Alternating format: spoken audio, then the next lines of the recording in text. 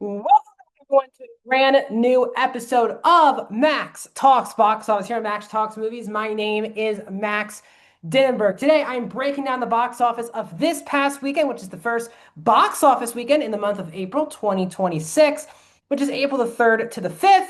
We're also going to look at the overall numbers for the first time in 2026, both the domestic and worldwide numbers so far this year, and preview the movies that are hitting theaters this weekend. So let's get started. A lot to get into this box office breakdown show.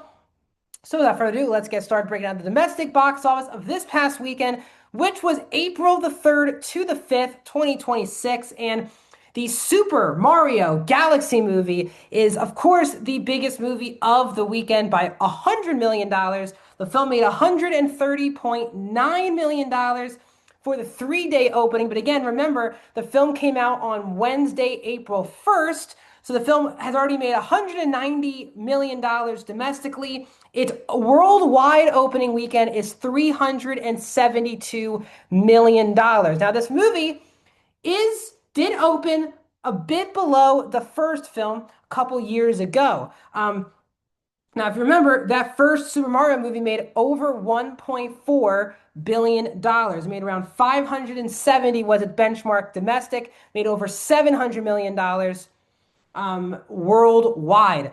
This movie did better internationally than domestically. Right now, it is neck and neck, but leaning domestic so far for the Super Mario Galaxy movie. So again, 372. The last movie opened up to $380 million.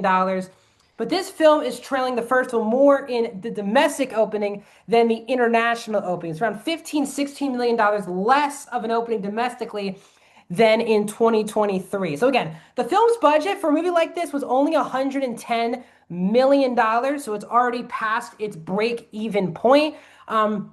Again, Illumination, Universal are going to make more movies in the franchise. The question is, can this join the first film in the billion-dollar club? Now, a lot of people do not like this movie as much as the first film. It has really bad critic scores, way worse than the original film. And the first film had an A cinema score. This movie has an A minus cinema score. So there isn't as much passion based on what I've been hearing from fans about this film. Now, again, there are also a lot of people, there's been a lot of, I think, incorrect discourse about fans versus critics as it pertains to this movie. But we'll see. Again, the film's already at 370. There is not much competition throughout the rest of the month, especially the next 2 weekends. There's really no competition. So I still think the floor for this movie is $900 million. Like, I think the worst it makes is $900 million, which again is a fantastic number. I still think this movie will get to $1 billion. I don't think it's going to make more than the first film, which I said got to around 1.3, $1.4 billion. I don't think this movie is going to get to that level, but it's either going to scooch into that $1 billion club or it's going to fall in the 900 club. But again, very successful movie. There's Nintendo Lands now at all the Universal parks. But again, you're not seeing as much passion or excitement for this film as you did for the first a couple years ago. Project Hail Mary is in its third weekend, again from Amazon, dropping 43%, $30.6 million for Project Hail Mary. It is up to $217 million domestically. Again, the movie is up to 420 worldwide. So again, the big problem here for Project Hail Mary is it is doing much better domestically than it is internationally. It is not as big of a juggernaut outside of the United States than here. So again, I think a lot of people hoped this movie could get to like the $600 million range. This movie probably will not be technically profitable, I don't think, domestically as for its box office, because the film has a $248 million budget, which again is a whopping large number. So the movie needs to make around $620 million.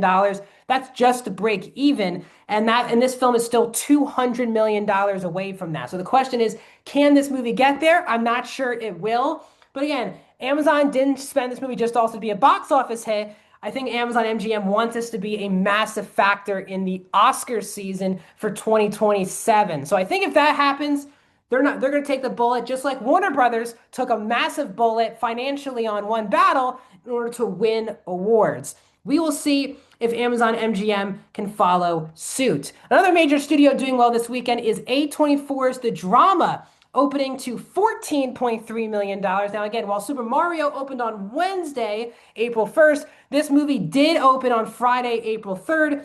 It made 14.3 domestically. It's up to 26.2 for its opening weekend worldwide. This is the third biggest the third highest opening weekend ever for A24. Civil War at number one. Last year's Marty Supreme was the second biggest opening for an A24 movie. And now The Drama, a couple million ahead of last year's Materialist. So The Drama had a lot of controversy going into it with the director, some leaks coming out about his behind the scenes, and also people learning what the subject matter of the movie was. But again, Zendaya and Robert Pattinson obviously moved tickets, just like Timothée Chalamet helped do for Marty Supreme. Again, massive year for Zendaya, as not just on the small screen with Euphoria, but she'll be appearing in Spider-Man Brand New Day, Dune Part 3, as well as The Odyssey. Pattinson also has The Odyssey and Dune Part 3 this year. So you're going to see these people a lot. These are two of the up-and-coming big stars. Obviously, Pattinson, Zendaya, much younger than Pattinson, but two very, obviously, I think Zendaya is a big help here. This movie opened on par with Challengers from a couple years ago, which opened to $15 million. So we'll see. I think this is a big year for Zendaya to really stamp herself as a movie star for the future for her career. Because again, Dune's wrapping up. Doesn't seem like she'll be playing Spider-Man much longer. Euphoria seems like this is it. So she's going to need the next stage of her career without these franchises. It's going to be very interesting if her and Pattinson can maneuver between IP franchise movies and also doing these weird, quirky indie movies. At number four this past weekend is Hoppers in its fifth weekend, dropping 52.5%, 5.8 million for the 3 day. It's up to 150 million domestic. Hoppers' number right now is 332 million worldwide. Now, again, this movie's budget is 150 million, so it needs to hit 375 worldwide to break even. The movie's at 332. So this movie probably won't get to that point. It'll just miss the break-even point. But again, I think Pixar, as I said for weeks, is back in the good graces of many fans. And again, they are setting up for a hopeful billion-dollar film with Toy Story 5 coming out in June. And wrapping up the top five this past weekend is Reminders of Him, which is in its fourth weekend, still in the top five. It did drop 53%, but the film made $2.2 million. It's up to 45 million domestically, $80 million worldwide. Again, no one's talking about this movie, but it is hanging around the top five for now a month now. This is a really good win for Universal. Obviously, it's the number one movie of the weekend, and now has the number five movie of the weekend. So again, no one's really talking about this movie, but it is the number five box office movie of the weekend. Let's now move to the domestic box office. We're going to finally now, because we have enough movies into the year, we can finally look at the overall numbers. So this is the overall total for 2026, the top 10 movies that have made money here in the United States and Canada. You can see on my top corner here, Project Hail Mary, the only film over $200 million. It's at number one. Super Mario Galaxy in just 5 days is number two with $190 million. So it will be number one when I talk to you next Monday. Avatar Fire and Ash, from its domestic numbers from 2026. Again, it's a movie that came out in 2025, but it made $153 million in 2026. So it's at number three. Hoppers is at number four with $149 million. Scream 7 is at number five, $120 million, the highest grossing film of the franchise. Goat at number six of $102 million. And then movies that just made below 100 million, Zootopia 2, it also came out in 2025, but it made some money in 2026, making 90 million. Wuthering Heights made 83 million. The Housemaid, also a movie that came out late 2025, also made some money in 2026. And then there is Send Help at number 10. So far this year, 6 movies, 3 months into the year, are into the $100 million club. I think that's a strong start to the year, not an unbelievable start, but I think it's a solid enough start coming into the year. Now let's look to the overall worldwide numbers. This combines the domestic and the international budget. You see that movie at number one, Pegasus 3 at 600 million. That is a Chinese film that's only made $1 million in the United States. The rest of it is from China. It's at number one. Project Hail Mary is at number two, $420 million worldwide. Super Mario Galaxy at 372 is at number three. Hoppers at four. Wuthering Heights at five. Scream 7 at seven. The rest of the American films is GOAT at number nine. There's that Bollywood film that I've been talking about for the last month or so. Durandar, The Revenge is at number 10. So only one major release is hitting theaters this weekend. It is You, Me, and Tuscany. That is the new movie starring Halle Bailey and Reggae John Page. So we'll see. Halle Bailey coming off of Little Mermaid.